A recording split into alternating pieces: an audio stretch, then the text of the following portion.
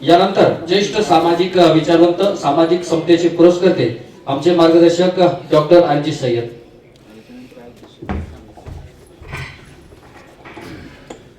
वो कुछ लोग थे जो गुजर गए, जो कुछ उन्होंने किया वो उनके लिए है और जो तुम करोगे वो तुम्हारे लिए.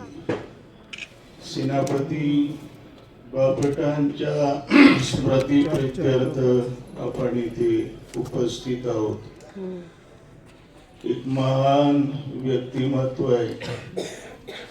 वकील साहेब, माझी आई सांगायची की मी इतर मोलमजुरांबरोबर बापट तळ्यावर काम करायचे आणि त्यावेळी सेनापती बापट गावामध्ये घरोघर जाऊन भाकरी वगैरे मागायची आणि तिथं तळ्यावर मिळून त्या मजुरांना खाऊ घालायची. नेहमी आठवण करायची माझी.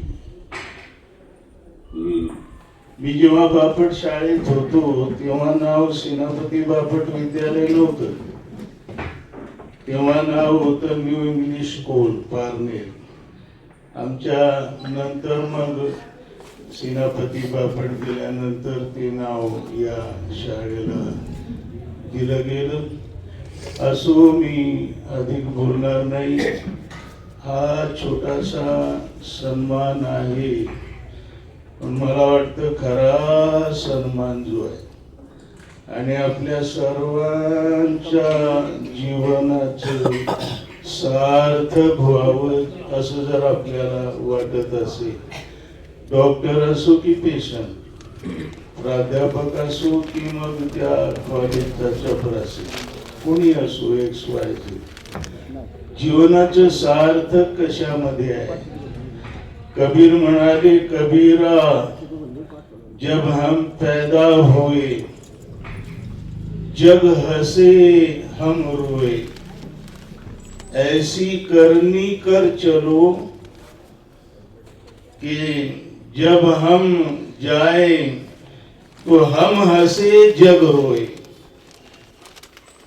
जीवनाचं सार्थक आहे. खूप दोनच वाक्य आहे. ही अंत्ययात्रा निघालेली आहे. ही कुणाची आहे माहिती आहे? हे लोक रडत आहेत, लोकांच्या डोळ्यात अश्रू आहेत. उगाच का कोणाच्या डोळ्यात अश्रू येतात? नाही. तसं जर जगला असेल तर तसं मला वाटतं की या जन्मामध्ये या आपल्या हातून असं काही घडावं की जेव्हा मी तिरडीवर असेल, मी जनाज्यामध्ये असेल, तेव्हा या पारनेरकरांच्या डोळ्यात अश्रू येतील. तो खरा सन्मान असेल आणि ते खरं जीवनाचं सार्थक असेल. असं कार्य निवळ माझ्या हातूनच नाही, आपल्या सर्वांच्या हातून घडावं अशी अपेक्षा व्यक्त करून संयोजकांची, आपणा सर्वांची मनपूर्वक आभार मानतो. खरा अगोदरची वदभक्ती बोलून गेली.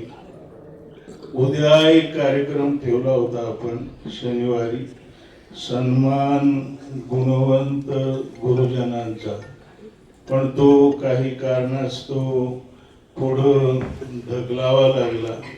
त्या कार्यक्रमात मी म्हणणार होतो की आपण भूतकाळात रमणारी माणसं आहोत. महापुरुषांचा गुणगौरव, त्यांचं गुणगान करणारी माणसं आहोत. पण त्याच वाटेवर चालणारी आजची ही गुणवंत माणसं आपल्याला दिसत नाही. या प्रत्येक सन्मानार्थीविषयी जेव्हा आपण ऐकलं, त्यापेक्षाही त्यांचं कार्य खूप मोठं आहे. खरं आपल्या समाजात खूप चांगली माणसं आहेत, खूप ग्रेट माणसं आहेत ज्यांचं कौतुक आहे. आता ते खासदार साहेब इथून गेलेत, डॉक्टर नाहीत पण डॉक्टर पदवी आहे त्यांना.